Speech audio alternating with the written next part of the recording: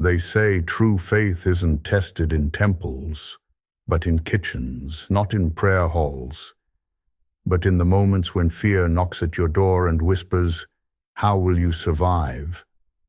This is the story of a man who worked for no employer, received no wages, and yet was never without provision. A humble Sufi, whose greatest labor was trust itself, and whose boss was none other than the Lord of the worlds. Stay with me, for what happened next will remind you that when your heart is sincere, heaven itself becomes your provider. Welcome to Whispers to Your Soul, where timeless lessons echo from the heart. Here, gentle stories awaken your spirit, draw you closer to the divine, and inspire goodness. Let us begin. There once lived a humble Sufi, one whose heart burned only for the love of Allah. His days were filled with prayer, remembrance, and the silent whisper of devotion.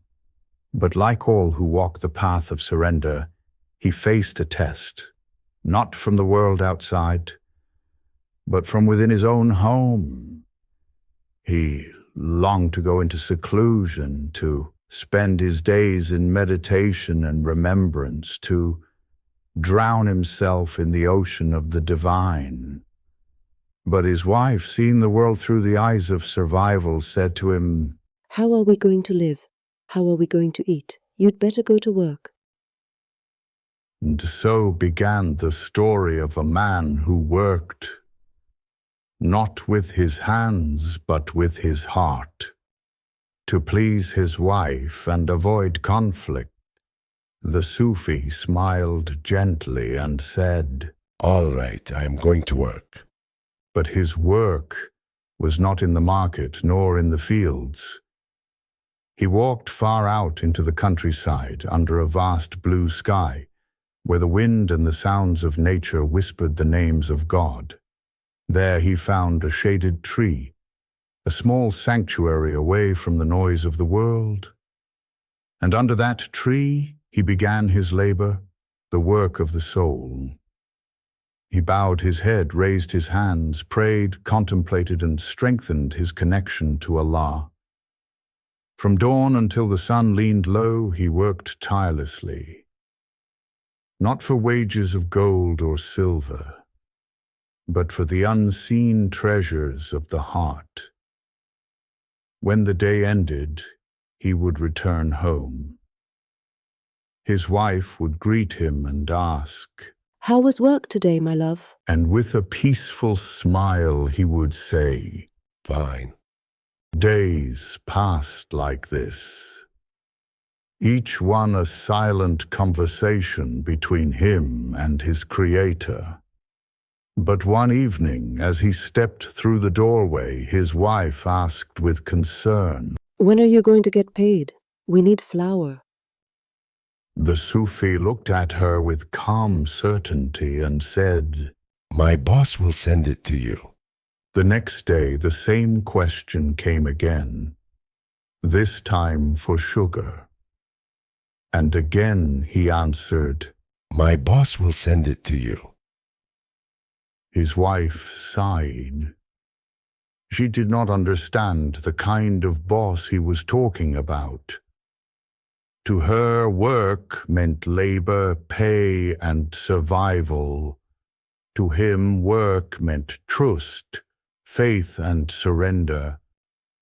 More days passed. The kitchen was now almost empty. The last bit of flour had been used. The jar of oil stood bare.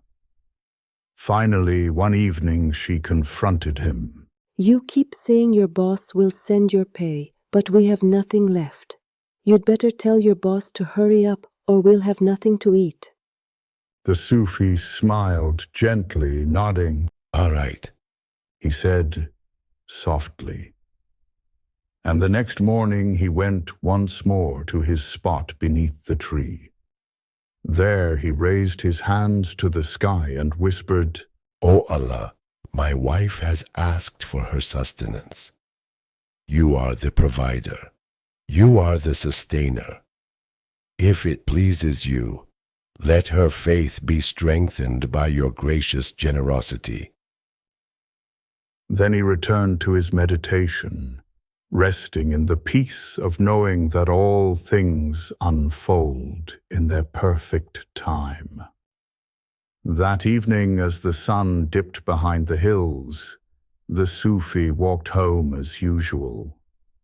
But before he reached his door, he heard shouting, his wife's voice full of astonishment and joy. She ran out to meet him, her eyes wide, her face lit with disbelief. Husband, husband, what a generous boss you have. He blinked, smiling. She continued breathlessly.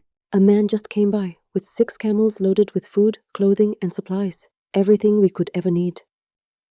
The Sufi looked up toward the sky, a gentle smile spreading across his weathered face. He winked and whispered softly, Thank you.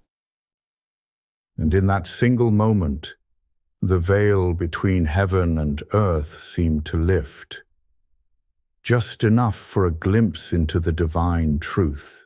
This story is not about miracles of gold or camels. It is about the miracle of trust. The Sufi did not wait for proof. He worked through faith. He understood that when one truly devotes themselves to the divine, the universe itself becomes their employer, their protector, their provider. True faith is not believing that God can. It is knowing that God will. So the next time life tests your patience, remember the Sufi beneath the tree.